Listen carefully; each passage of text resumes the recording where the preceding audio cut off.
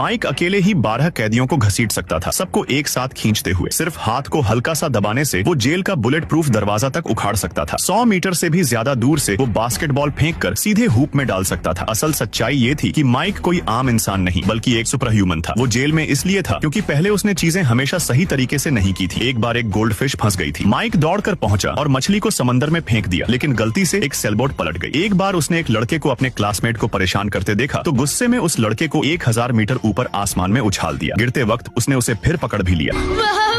बस बस हो गया, क्या बच्चे की तरह रोता है। एक बार कुछ अपराधियों को पकड़ने के लिए माइक ने उनकी कार को सीधा एक इमारत की मीनार के ऊपर टिका दिया। उसे कभी नतीजों के बारे में सोचने की आदत नहीं थी। इसी वजह से सिटी पुलिस उसे गिरफ्तार करना चाहती थी और कोर्ट उसे तलब करना चाहता था, लेकिन अफसोस कोई उसे पकड़ ही नहीं पा रहा था। उसका रवैया साफ था। मूल समस्या ये थी कि उसे किसी की परवाह नहीं थी। वो खुद को सही समझता था। उसके दोस्त जॉन ने उसे सलाह दी कि अगर वो अपनी खराब इमेज बदलना चाहता है तो उसे जनता से माफी मांगनी चाहिए और खुद को अदालत के हवाले कर देना चाहिए। माइक को ये आइडिया बिल्कुल पसंद नहीं आया, लेकिन आखिरकार उसने जॉन की बात मान ली। कुछ ही समय बाद वो सलाखों के पीछे था। जेल में कदम रखते ही सारे कैदी उसे घेर लेते हैं। आखिरकार उन्हीं में से ज्यादातर को उसी ने किसी न किसी तरह से जेल भिजवाया था। हर एक बदला लेना चाहता था। माइक ने सबको समझाने की कोशिश की कि वो लड़ाई करने नहीं आया है, लेकिन कोई सुनने को तैयार नहीं था। मजबूरी में उसे पलटकर जवाब देना पड़ा। उसकी एक हरकत ने वहाँ मौजूद सब लोगों की रूह तक हिला दी। 2 दिन बाद जॉन उससे मिलने आया और बताया कि जज ने उसे 8 साल की सजा सुना दी है। ये सुनते ही माइक आग बबूला हो गया। उसी पल उसने बुलेट प्रूफ दरवाजा उखाड़ दिया और बाहर निकलने को तैयार हो गया। जॉन ने ये देखा और उसे रोकने के लिए दौड़ पड़ा। जॉन ने उसे समझाया, माइक एक हीरो है और जब तक वो ये बात नहीं मानेगा उसकी जिंदगी हमेशा खराब रहेगी। अगर वो सच में हीरो बनना चाहता है तो उसे इस रास्ते पर चलना होगा, जेल में रहना होगा, इंतजार करना होगा जब दुनिया उसे पुकारेगी। काफी सोचने के बाद माइक ने जेल में ही रहने का फैसला कर लिया। इसके बाद वो रोज कैदियों के सपोर्ट ग्रुप में जाने लगा, दूसरों के साथ शांति से रहने की कोशिश करने लगा। फिर भी वो हर दिन अपनी सेल में खुद को अकेला महसूस करता था। एक दिन अचानक एक गार्ड माइक के पास आया और बताया कि पुलिस चीफ को उसकी मदद चाहिए। ठीक वैसा ही हुआ जैसा जॉन ने कहा था। समाज को उसकी जरूरत पड़ गई थी। शहर के बीचों बीच एक बैंक पर भारी हथियारों से लैस बदमाशों ने हमला कर दिया था। वो पुलिस पर ताबड़तोड़ फायरिंग कर रहे थे और भारी नुकसान हो रहा था। पुलिस की उम्मीदें टूटने लगी थी और तभी आसमान से अपनी यूनिफॉर्म में माइक नीचे उतरा।